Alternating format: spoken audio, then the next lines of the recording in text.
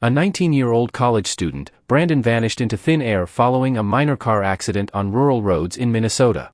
After spending an evening celebrating with friends, Brandon's routine journey home took a chilling turn when his car veered into a ditch near his college campus. Despite reaching out to his parents for assistance and providing his estimated location, Brandon's final words to them were a haunting, before the call abruptly ended. On the night of May 14, 2008, Brandon Victor Swanson, a 19-year-old college student, embarked on what was meant to be a routine journey home. Having spent the evening celebrating the end of his classes with friends in Lind and Canby, Minnesota, Brandon set out on the familiar drive back to his hometown of Marshall. Despite having indulged in some drinks earlier in the evening, Brandon's friends noted that he did not appear intoxicated. Rather than taking the direct route along Minnesota State Highway 68, Brandon opted for the quieter rural roads, perhaps seeking to avoid any potential encounters with law enforcement. However, fate had other plans in store for him. In the early hours of the morning, Brandon's car veered off the road and became lodged in a ditch near the Minnesota West Community and Technical College. Realizing he needed assistance, Brandon placed a call to his parents for help. As he provided them with his estimated location, he made the decision to attempt to walk towards the lights he believed belonged to the nearby town. With the phone line serving as a lifeline between Brandon and his parents, they remained connected throughout the ordeal. However, as the call approached the 47-minute mark, a sense of unease descended upon the conversation. Brandon's father heard him utter a chilling expletive before the line abruptly went dead. It was the last contact anyone had with Brandon Swanson. As dawn broke on the morning after Brandon Swanson's disappearance, the urgency to find him intensified. At 6:30 a.m., Brandon's mother, Annette, made the difficult call to the Lind police to report her son missing. However, initial responses from law enforcement were dismissive, citing Brandon's status as a teenage college student and suggesting that it wasn't uncommon for young adults to be out all night after classes. Despite this initial setback, the determination of Brandon's family and the growing concern within the community spurred law enforcement into action. Local officers soon joined the search efforts, quickly escalating to a county-wide response. With Brandon's phone still operational, authorities were able to triangulate the location of his last call to the nearest cell tower, pinpointing it to the vicinity of Porter, approximately 20 miles away from where Brandon believed himself to be.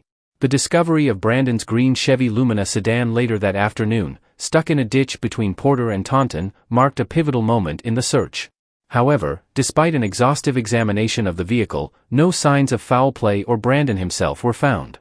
The search then expanded, encompassing air surveillance, hundreds of volunteers scouring the countryside, and the utilization of search dogs.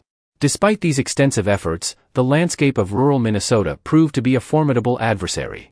The treacherous terrain, combined with the challenges posed by unpredictable weather conditions and uncooperative landowners, hindered progress at every turn.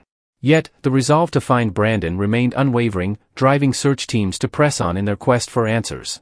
As days turned into weeks and weeks into months, the search continued, each passing day bringing with it a renewed sense of hope mingled with the relentless ache of uncertainty.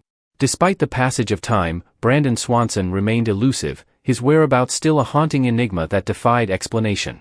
The mysterious disappearance of Brandon Swanson has sparked a multitude of theories, each offering its own perspective on what may have transpired on that fateful night in May 2008. One prevailing theory suggests that Brandon may have met with foul play, potentially falling victim to unknown assailants or encountering a dangerous situation while navigating the rural roads of Minnesota. However, the lack of concrete evidence to support this hypothesis has left investigators and loved ones alike grasping for answers. Another possibility that has been considered is that Brandon may have experienced a tragic accident, succumbing to the elements or becoming disoriented in the darkness of the night. Some speculate that he may have fallen into a nearby river and been swept away, while others entertain the notion of a fatal encounter with wildlife or environmental hazards. Despite these theories, there are lingering doubts about their validity. Brandon's mother has expressed skepticism regarding the likelihood of her son drowning, citing the absence of his belongings along the route to the river and the behavior of tracking canines during the search efforts. Others have suggested that Brandon may have staged his own disappearance, either as a means of escaping perceived troubles or as part of a misguided attempt to start anew. However, this theory seems unlikely given Brandon's efforts to meet up with his parents on the night of his disappearance and the absence of any prior indications of such intentions. Yet another hypothesis posits that Brandon may have experienced a mental health crisis. However, there is little evidence to support this theory, as Brandon's demeanor during his final phone call with his parents did not indicate any signs of distress or impairment. Ultimately, the truth behind Brandon Swanson's disappearance remains elusive, shrouded in mystery and speculation. As the years pass and the search efforts persist, the quest for answers continues, fueled by the enduring hope that one day, the truth will be revealed and Brandon will be brought home.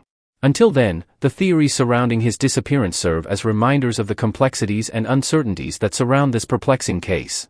In 2015, a coordinated search effort was launched in hopes of uncovering any clues regarding Brandon Swanson's disappearance. Despite the passage of time, the search for Brandon has persisted, driven by the unwavering determination of authorities and volunteers alike. A significant development in the aftermath of Brandon's disappearance was the passing of Brandon's Law on July 1, 2009, in Minnesota. This legislation, advocated for by Brandon's parents, mandates that authorities must immediately initiate a missing persons report and investigation, regardless of the individual's age.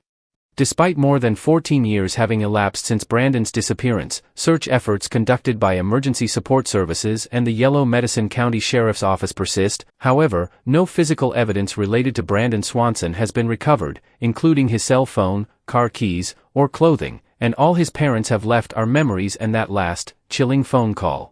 As time marches on, the search for Brandon Swanson continues, fueled by the hope that one day, the truth behind his disappearance will be uncovered, bringing closure to his loved ones and shedding light on this enduring mystery.